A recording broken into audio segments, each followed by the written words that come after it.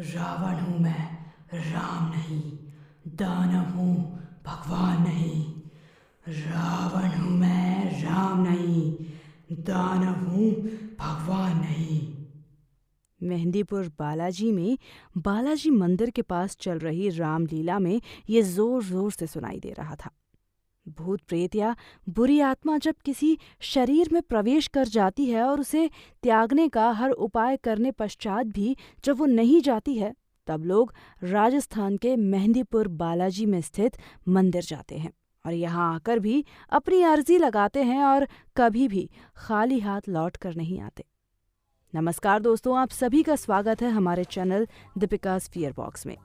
अगर आप चैनल पर नए हैं तो हमारे चैनल को सब्सक्राइब जरूर कर लीजिए यदि आपने अभी तक सब्सक्राइब नहीं किया है तो। और पसंद आए तो हमें कमेंट करके ज़रूर बताइए कि आप किस तरह की कहानियां सुनना चाहते हैं। आज आपको जो कहानी सुनाई जा रही है वो एक सत्य घटना पर आधारित है। ये घटना घटी ग्वालियर की एक महिला के साथ।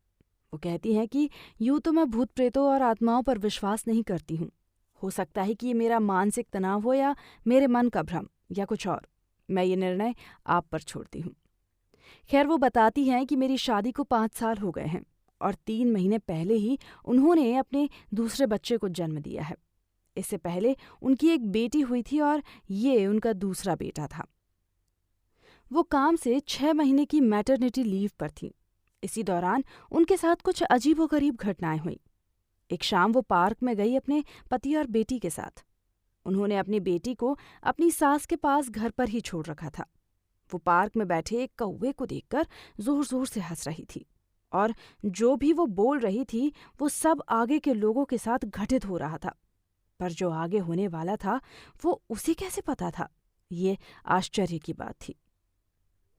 वो आगे बताती है कि मैंने क्या बोला, कुछ घंटों बाद मुझे अपने उस वक्त की घटनाएं भी याद नहीं थी और कब मैं अपने घर पर अपने कमरे में बैठी थी ये भी याद नहीं।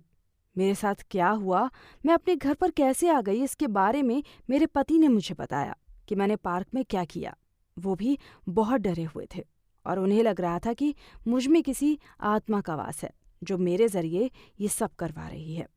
उन्होंने मुझे बालाजी जाने के लिए प्रोत्साहित किया, पर वो इस नतीजे पर भी तब पहुंचे जब मैं ऐसी हरकतें कई बार कर चुकी थी। उन्हें डर था कि कहीं मैं बच्चों को कुछ नुकसान न पहुंचाऊं। एक नवजात शिशु की मां होने के कारण वो दूध के लिए मुझ पर निर्भर था और मेरी इस मानसिक हालत के चलते मुझे उससे दूर भी नहीं रखा जा सकता था। इसी तरह पिछले हफ्ते एक रात जब मेरा बच्चा रो रहा था तो मैं उठकर उसे चुप कराने बाहर ले गई। मैंने उसे सुला तो दिया, पर कब मैं बीच रात 12:30 बजे सड़क पर अपने बच्चे को गोद में लिए अकेले सुनसान रास्ते टहलने निकल गई, मुझे खुद ही नहीं मालूम हुआ। वहां मेरे पति ने पूरे घर को सर पर उठा लिया और घर के चप्पे चप्पे को छानने के बाद जब वो हमारी तलाश में घर से बाहर निकले तब उन्हें जाकर कहीं मैं किसी सुनसान सड़क पर अपने नवजात शिशु को गोद में लिए चलती हुई नजर आई। सुबह जब मुझे कुछ याद नहीं था कि मेरे साथ गई रात को क्या हुआ था, तब उन्होंने मुझे इस घटना के बारे में बताया, जिसे सुनकर मुझे खुद विश्वास नहीं हो रहा था। मुझे ऐसा लग रहा था मानो वो किसी भी पल जोर से ठहाके लगाकर हंसने लगेंगे, पर वो बहुत गंभीर और चिंतित थे। ये पहला हादसा था जो मेरे घर वालों के सामने खुलकर आया था। इससे पहले जो हादसा हुआ था वो सिर्फ मुझे ही मालूम था। शायद उस हादसे को सोचकर ही मैं कहीं अपने पति की बातों पर यकीन कर पा रही थी। हुआ यूं था कि अमावस्या की रात थी। चारों ओर घोर सन्नाटा और मैं छत पर कपड़े सुखाने के बाद यूं ही टहल रही थी। मैंने सफेद रंग का दुपट्टा ओढ़ा हुआ था जो मेरे चलते चलते लहरा रहा था। कपड़े सुखाने और ठंडी हवा का आनंद लेने के बाद मैं नीचे आई। हमारे घर में एक जाल है, वेंटिलेशन का काम करता है वो, जिसकी मदद से हमारे फर्स्ट फ्लोर पर चांद का उजाला बराबर रहता है। पर इस अमावस्या की रात में तो वो कहीं नहीं था। मैंने यूं ही सब सोचते हुए जाल से छत की ओर देखा, आसमान की तरफ। इतने में मेरा बच्चा रोने लगा और मैं उसे दूध पिलाने के लिए कमरे की ओर आगे बढ़ी। मैं उसे दूध पिला ही रही थी कि मुझे याद आया कि मैंने अभी तक गैस पर सब्जी नहीं चढ़ाई है और डिनर के लिए लेट हो रहा था। मेरे पति कभी भी ऑफिस से आते ही होंगे और मुझे उन्हें सरसों का साग बनाकर सरप्राइज करना था। पर जैसे ही मैं कुकर को गैस पर रखकर ऑन करने लगी, मुझे अपने बच्चे की रोने की आवाज़ आई।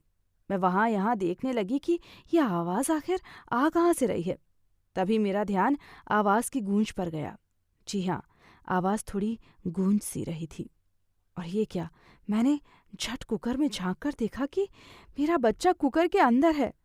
मेरे तो मानो होश ही उड़ गए और शरीर से प्राण निकल गए। ये मैंने क्या कर दिया? मैं ऐसा कर भी कैसे सकती थी? मुझे कुछ समझ नहीं आ रहा था। मैं बहुत घबराई, बहुत डर गई थी। मेरे शरीर से पसीने छूट रहे थे और मेरे दिल की धड़कनें आसमान छू रही थी। मैंने रोते रोते अपने बच्चे को बाहर निकाला और कमरे की तरफ दौड़ती हुई गई। उसे अपनी छाती से चिपकाए मैं कमरे में बेड के पास सिरहाने पर बहुत देर तक रोती रही। मैं ऐसा कर भी कैसे सकती हूँ? मुझे कुछ समझ नहीं आ रहा था और ना ही ये हादसा किसी को बताने की आज तक हिम्मत हो पाई। जैसे तैसे मैं भूत भगाओ मेहंदीपुर बालाजी मंदिर में अपने ससुर और अपने पति के साथ पहुंची। ये मंदिर बहुत ही प्रसिद्ध है और माना जाता है कि यहाँ से कोई भी खाली हाथ नहीं लौटता।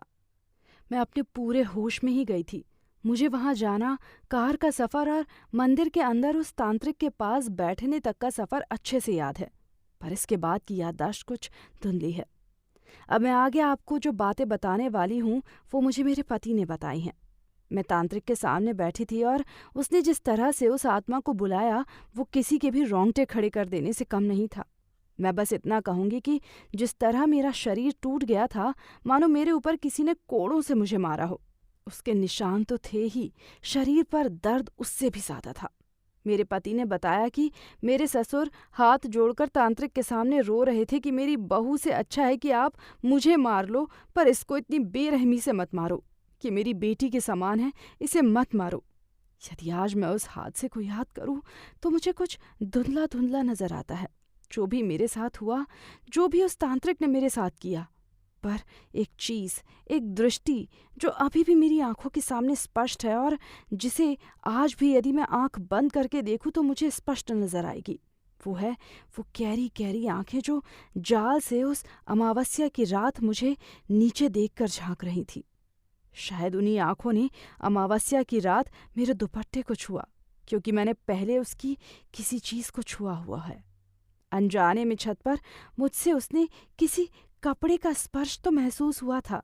मालूम होता है कि छत पर वो कहीं से उड़कर आया था। इस प्रकार उस आत्मा ने धीरे धीरे मुझ पर कब्जा करना शुरू कर दिया था। तांत्रिक की मदद से वो आत्मा मेरे शरीर से पूरी तरह अलग हो गई और उस दिन तांत्रिक ने मेरे मन में वो सब कर दिखाया जो मैं भूल गई थी।